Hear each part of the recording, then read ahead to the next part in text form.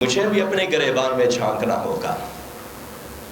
ہم لوگوں پہ کس قدر ظلم کرتے ہیں اور ہم نے شاید کبھی اس کا جائزہ نہ لیا ہو۔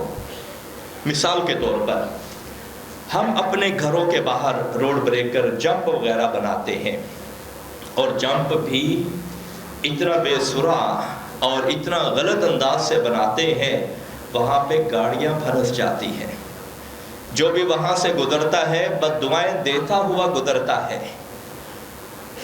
ہم کون سی کو نیکی کر رہے ہیں؟ اسی طرح عید الاضحیٰ کے موقع پر بھی یہ دیکھا گیا ہے، ایک جانور ہے مثال کے طور پر، پوری گلی بند کی ہوئی ہے، ادھر بھی وہ ٹینٹ لگایا ہوا ہے، کنات لگائی ہوئی، ادھر بھی کنات لگائی۔ اعوذ باللہ من الشیطان الرجیم، بسم اللہ الرحمن الرحیم۔ ومن اعرض عن ذکری فإن له معیشة ضنکا۔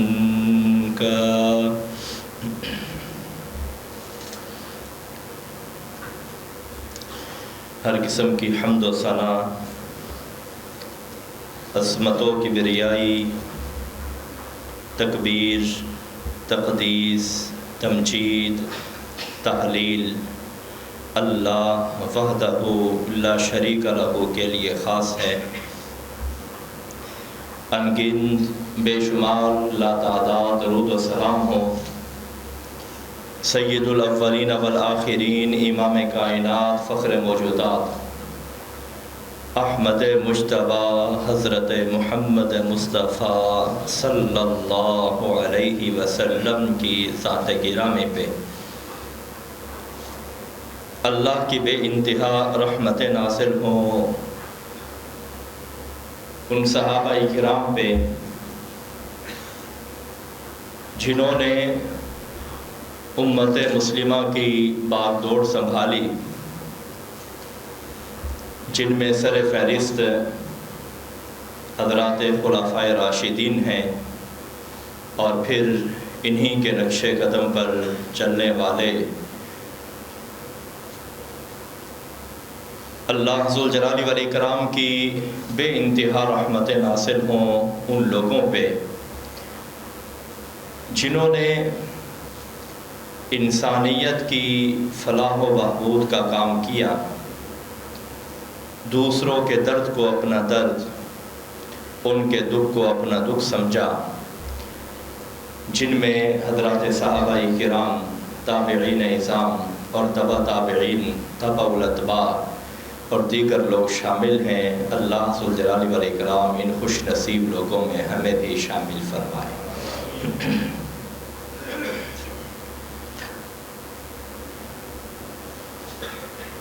ایک خلیفہ، ایک حاکم، ایک حکمران، ایک عہدیدار، ایک اختیار والا، ایک کرسی والا، اس کی کیا ذمہ داری ہے؟ اس کی یہ ذمہ داری ہے کہ اپنے متحد لوگوں کے ساتھ وہ اچھا برتاؤ کرے، بہترین سلوک کرے، ان کے لیے آسانیاں پیدا کرے، مشکلات کھڑی نہ کرے، رکاوٹیں نہ ڈالے، روڑے نہ اٹکائے، ان کے لیے سہولت پیدا کرے۔ اور اس کی سب سے بہترین مثال ہمارے سامنے سید کائنات حضرت محمد الرسول اللہ صلی اللہ علیہ وسلم کی ہے، اور پھر انہی کے نقش قدم پر چلنے والے حضرات خلفائے راشدین کی ہے، اور پھر انہی کے بعد حضرات صحابہ کرام، حضرت حسن ہیں، حضرت حسین ہیں، حضرت امیر معاویہ ہیں، حضرت شیخ الاسلام عمر بن عبدالعزیز رحمہ اللہ رضوان اللہ علیہم اجمعین ہیں۔ یہ لوگ امت کے لیے، حکمرانوں کے لیے، ہم سب کے لیے مشعل راہ ہیں۔ رسول اللہ صلی اللہ علیہ وسلم کی زندگی کو آپ دیکھیے، کسی کو تھوڑا سا دکھ بھی اگر آپ نے دیا، آپ صلی اللہ علیہ وسلم نے دنیا ہی میں اس معاملے کو صاف کرنے کی کوشش کی اور معاملے کو صاف کیا۔ شیخ البانی رحمہ اللہ نے سلسلہ صحیحہ 2835 نمبر پہ ایک حدیث نقل کی ہے۔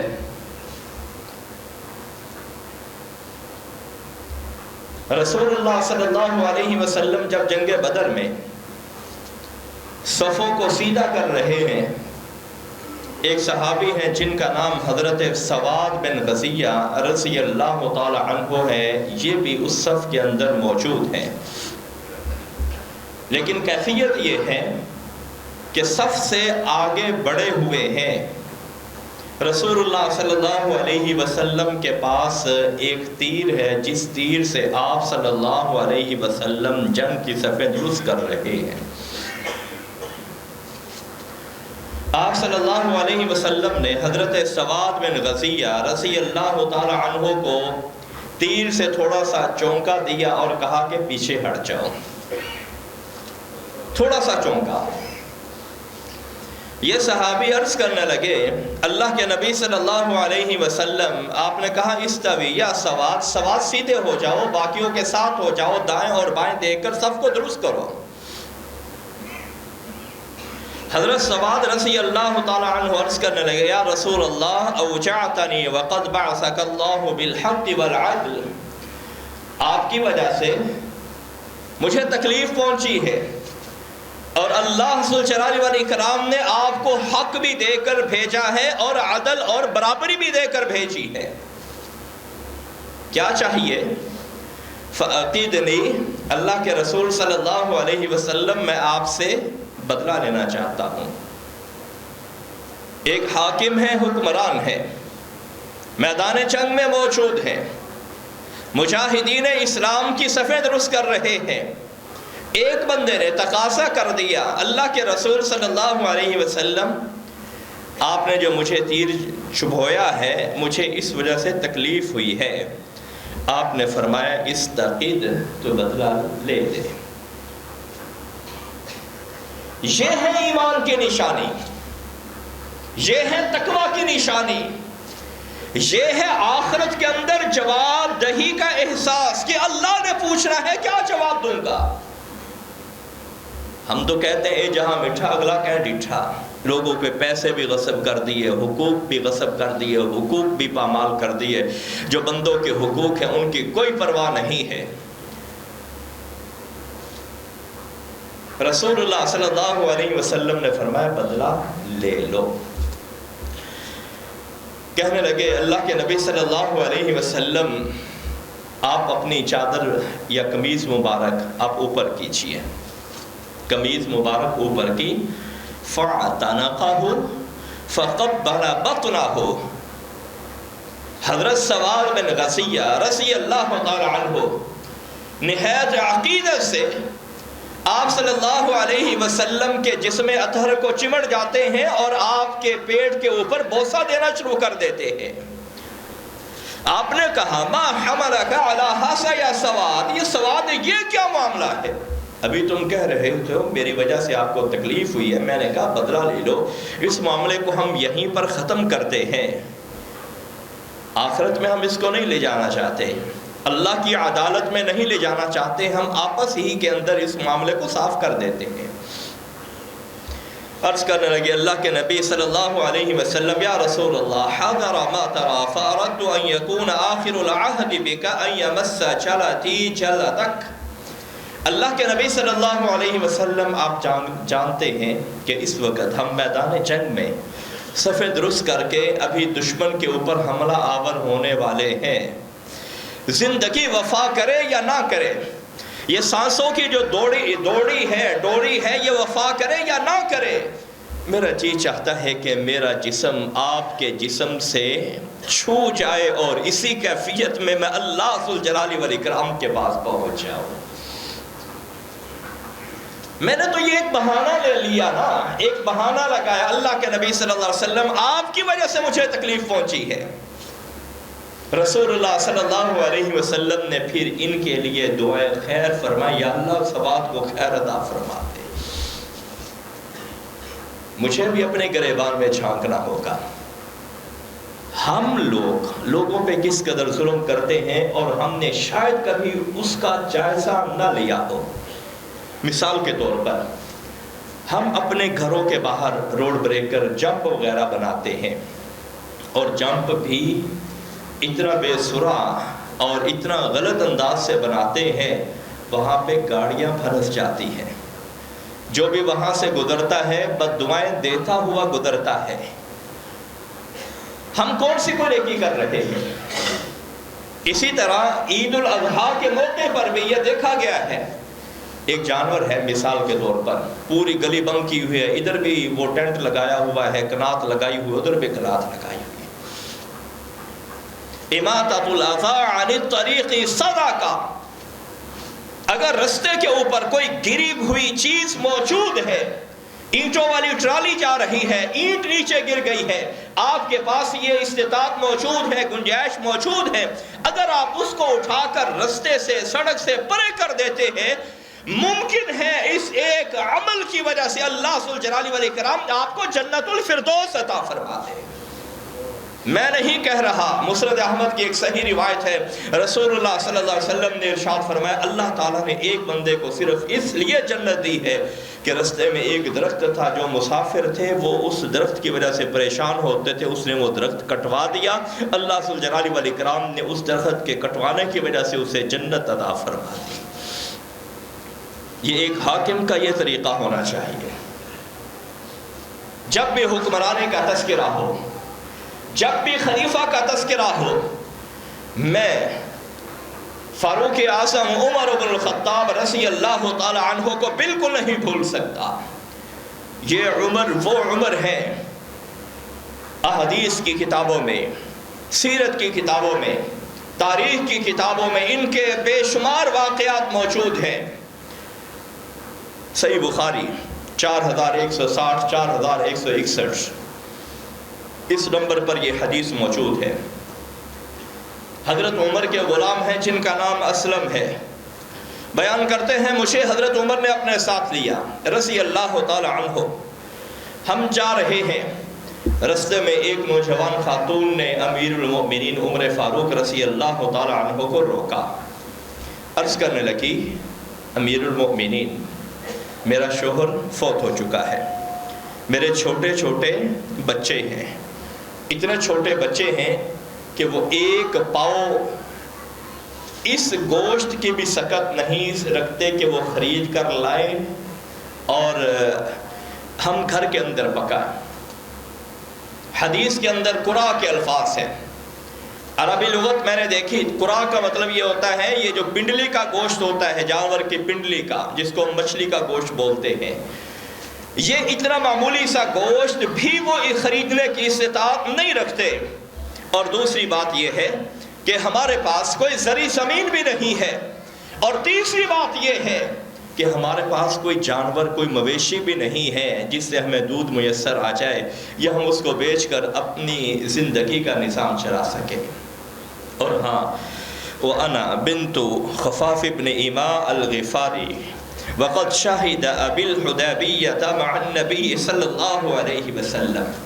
میرا تعارف یہ ہے کہ میرے ابا جی صلح حدیبیہ میں سید کائنات حضرت محمد رسول اللہ صلی اللہ علیہ وسلم کے ان 1400 صحابہ اکرام میں سے ایک صحابی تھے، اور ان کا نام خفاف بن ایماء الغفاری تھا۔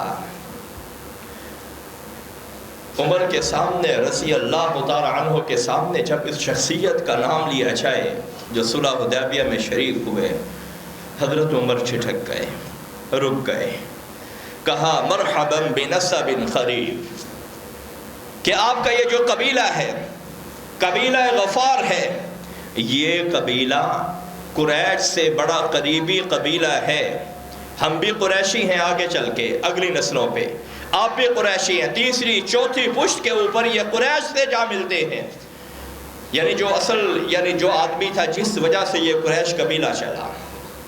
کہاں ٹھہرو، امیر المؤمنین اپنے گھر جاتے ہیں، گھر کے اندر ایک طاقتور اونٹ موجود ہے، اس اونٹ کے اوپر پٹسن کے 2 بوریاں، خالی بوریاں جو اونٹ کے اوپر کچاوے کے لیے رکھی جاتی ہیں، جس کے اندر سامان ڈالا جاتا ہے۔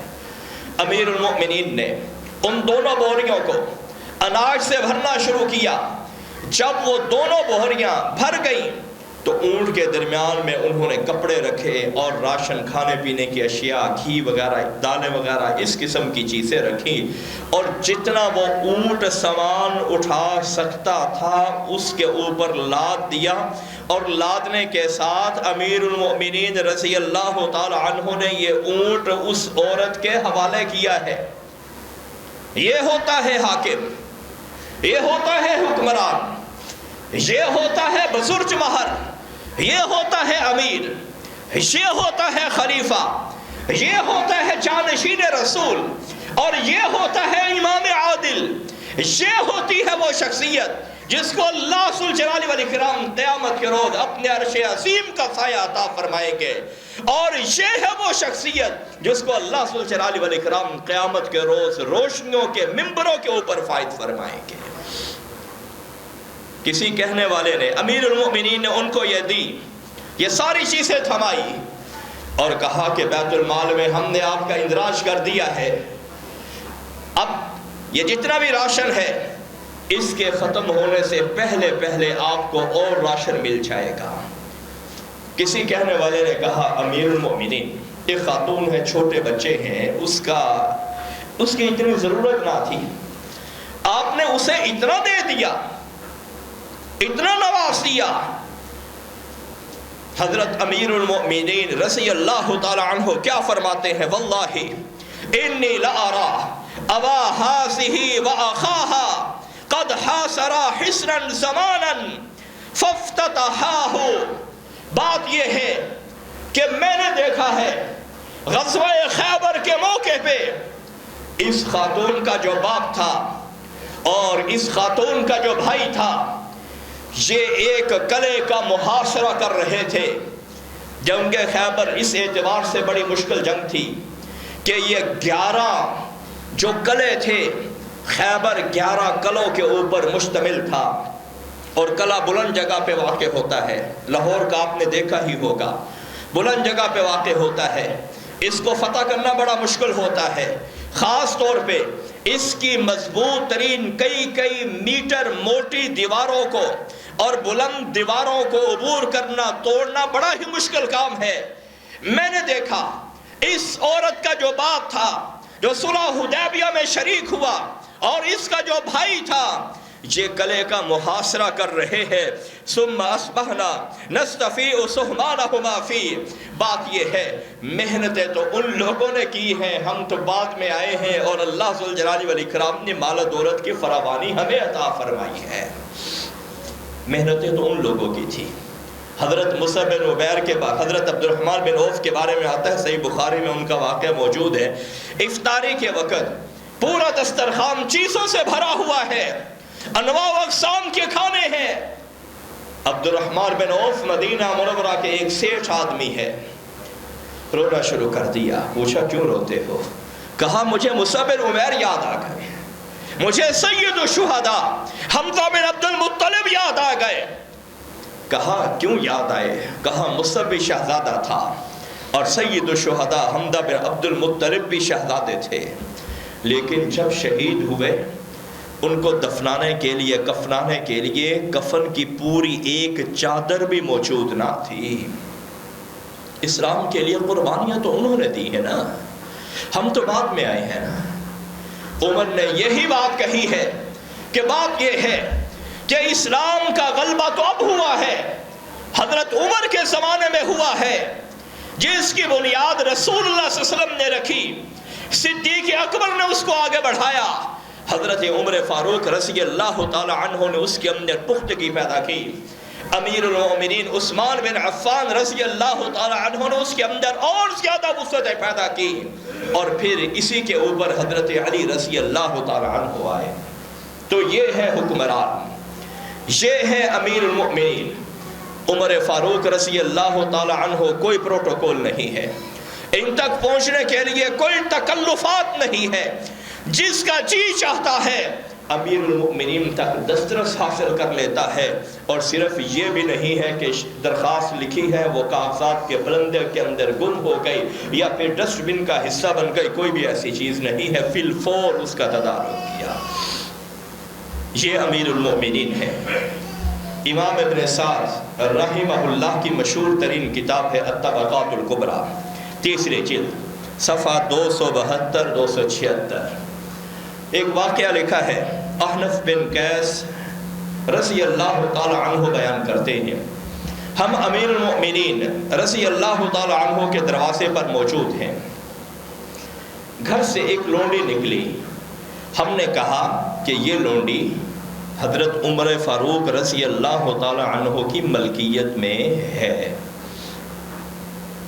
لونڈی نے جب یہ بات سنی، کہنے کہ واللہ ما انا بسریہ، اللہ کی قسم میں امیر المؤمنین کی ملکیت میں نہیں ہوں، وما احل لہ، اور نہ میں امیر المؤمنین کے لیے حلال ہوں۔ سبب کیا تھا؟ سبب یہ تھا کہ یہ لونڈی بیت المال کی لونڈی تھی، امیر المؤمنین کی ملکیت نہیں تھی، بیت المال کی لونڈی تھی۔ اس لونڈی نے چاہ کر امیر المؤمنین عمر فاروق رضی اللہ تعالی عنہ کو بتایا کہ باہر لوگوں نے اس طرح کی بات کی ہے، میرے بارے میں یہ تبصرہ کیا ہے کہ میں امیر المؤمنین کی لونڈی ہوں۔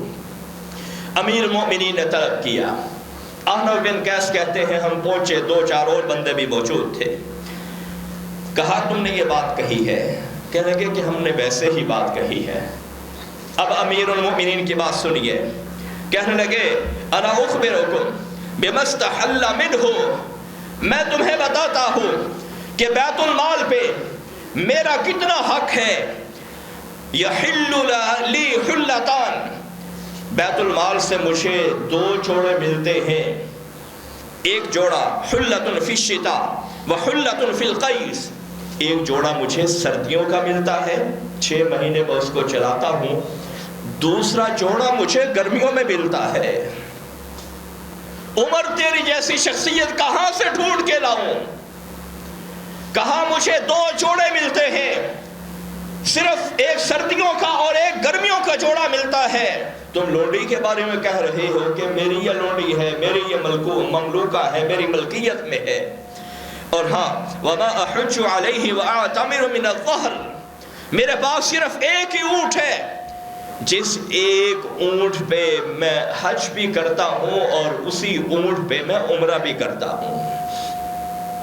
مدینے سے مکہ کا سفر 430 کلومیٹر کا ہے ایک سائیڈ کا، کہا کہ میں اسی اونٹ کو لے کر جاتا ہوں حج کرنے کے لیے اور اسی اونٹ پہ میں عمرہ کرتا ہوں، جاتا بھی اسی اونٹ پہ ہوں، واپس بھی اسی اونٹ سے آتا ہوں۔ آج ہمارے پاکستان کی جو معیشت کا زوال ہے، اس کا سبب کیا ہے؟ پروٹوکول ہے۔ اگر کوئی بڑا آدمی چاہے لاکھوں روپیہ خرچ ہوتا ہے، لاکھوں روپیہ، غریب عوام کا لاکھوں روپیہ، جن کے پاس روٹی کھانے کے لیے سالن نہیں ہے، کٹوری کے اندر پانی ڈال کے وہ اس کو روٹی کو بھگو کے نرم کر کے اپنے حلق سے نیچے اتار رہے ہیں، لاکھوں روپیہ۔ یہ ہمارا المیہ ہے۔ اور ادھر امیر المؤمنین ہے، فرماتے ہیں میرے پاس صرف ایک اونٹ ہے، اور اس کے ساتھ یہ بات ارشاد فرمائی، وقوتی وقوت اہلی ققوت رجل من قریش لیس باغنیاءہم ولا بافقرہم، مجھے بیت المال سے اتنا ہی ملتا ہے جتنا ایک قریشی آدمی کو ملتا ہے، اور قریشی آدمی بھی وہ جو درمیانہ حیثیت والا ہے، نہ تو بہت غریب ہے اور نہ بہت امیر ہے، مجھے بیت المال سے صرف اتنا ملتا ہے۔ یہ نہیں کہ میں امیر المؤمنین ہوں، سارا بیت المال ہی میرا ہے، میں وزیر خزانہ ہوں، جس کو مرضی نوازتا رہوں، کوئی بھی ایسی بات نہیں ہے۔ ثم انا بعد رجل من المسلمین یصیبنی ما اصابہم، پھر میں آپ مسلمان ہوں، جنگ میں جو مال غنیمت آتا ہے اس مال غنیمت میں سے جتنا حصہ عام مسلمان کو ملتا ہے مجھے اسی قدر حصہ ملتا ہے، اور تم میرے بارے میں کہہ رہے ہو کہ یہ لونڈی حضرت عمر فاروق رضی اللہ تعالیٰ عنہ کی ہے، یہ بیت المال کی ہے۔ یہ ہے مثالی حکمران، یہ ہے مثالی حاکم۔ ذرا آگے بڑھیے، رسول اللہ صلی اللہ علیہ وسلم کی دعا بھی ہے حکمرانوں کے لیے، بد دعا بھی ہے۔ صحیح مسلم 1828 نمبر پر یہ حدیث موجود ہے۔ حضرت عبد الرحمن بن شماسہ رحمہ اللہ اس حدیث کے راوی ہیں۔ ایک مرتبہ ام المؤمنین حضرت عائشہ رضی اللہ تعالی عنہ سے مسئلہ پوچھنے کے لیے آئے۔ ام المؤمنین نے کہا تم کہاں سے آئے ہو؟ کہنے لگا جی میں مصر سے آیا ہوں۔ کس شہر سے آئے ہو؟ کہنے لگا جی فلاں شہر سے۔ حضرت عائشہ رضی اللہ تعالی عنہ سوال کرنے لگی، بات یہ ہے کہ تمہارا اس وقت جو ملک مصر کا گورنر ہے اس کی کیا کیفیت ہے؟ وہ کہنے لگا وہ تو بہت اچھا ہے، ما نقمنا علیہ شیء، ہمیں اس گورنر پر کوئی اعتراض نہیں ہے، اتنا اچھا آدمی ہے۔ اگر کسی کا اونٹ مر جائے وہ بیت المال میں جا کر بتائے کہ میرا اونٹ مر چکا ہے، اس کو اونٹ دے دیا جاتا ہے، سواری کے لیے، کھیتی باڑی کے لیے، پانی ڈھونے کے لیے، سفر کے لیے، جس کام کے لیے چاہیے۔ اور دوسری بات، اگر کسی کا غلام مر جائے یا بھاگ جائے، وہ جا کر کہے مجھے غلام کی ضرورت ہے، نوکر کی ضرورت ہے، اس کو غلام مل جاتا ہے۔ اور تیسری بات، اگر کوئی جا کر کہے مجھے کھانا چاہیے، لباس چاہیے، نان و نفقہ چاہیے، میری یہ ضرورت ہے، میری یہ حاجت ہے، یہ میری مشکل ہے، اس کی وہ مشکل بھی حل ہوتی ہے۔ سواری بھی مل گئی، خدمت گزار بھی مل گیا، کچن بھی چل پڑا، ہمیں اس میں کوئی اعتراض نہیں ہے۔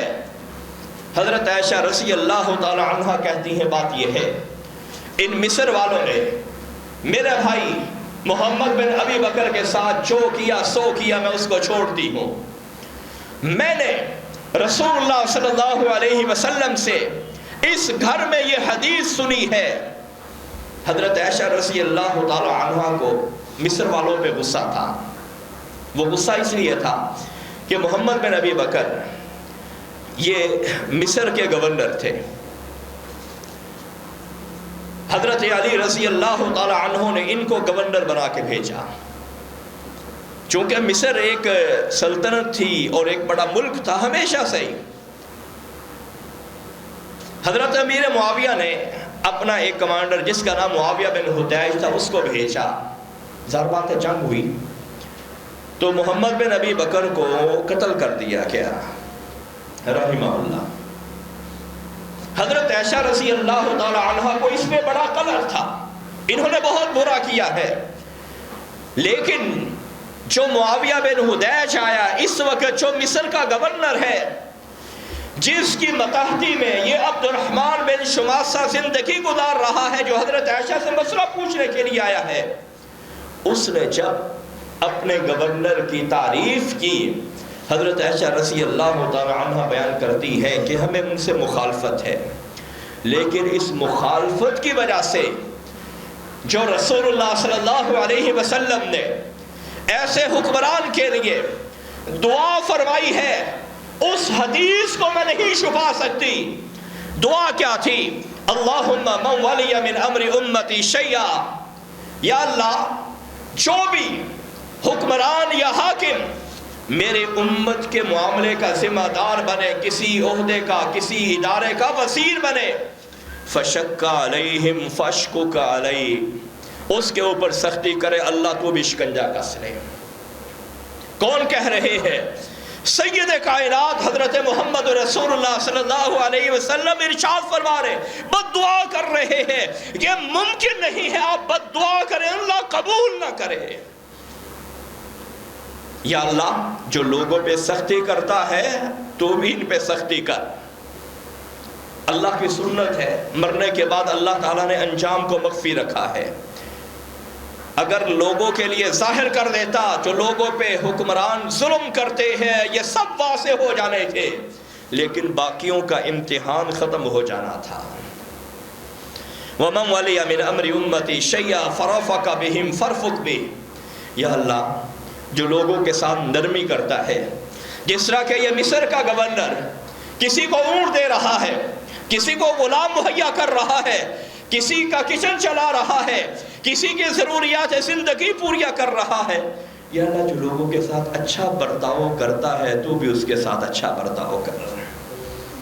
یعنی مخالفت کے باوجود یہ حدیث ان کو سنائی ہے، آپ کے لیے یہ بالکل واضح ہے کہ جو لوگ اپنے عوام کے ساتھ اپنی رعایا کے ساتھ سختی کریں گے، دنیا میں ممکن ہے چھوٹ جائیں، بچ جائیں، نکل جائیں، دوسرے ملک میں بھاگ جائیں، پاکستان ترک کر دیں، لیکن آخرت آخرت ہے۔ اللہ ذوالجلال والاکرام نے قرآن میں کئی جگہ پہ فرمایا ہے لوگوں وَإِلَيْهِ الْمَصِيرُ، اللہ کی طرف تم نے پلٹنا ہے، دوسرا کوئی ٹھکانہ نہیں ہے، کوئی منزل نہیں ہے، اور اللہ ہی ملجا ہے، اللہ ہی ماوا ہے۔ اللہ ذوالجلال والاکرام ہم سب کو حق پہ مطابق چلنے کی توفیق عطا فرمائے۔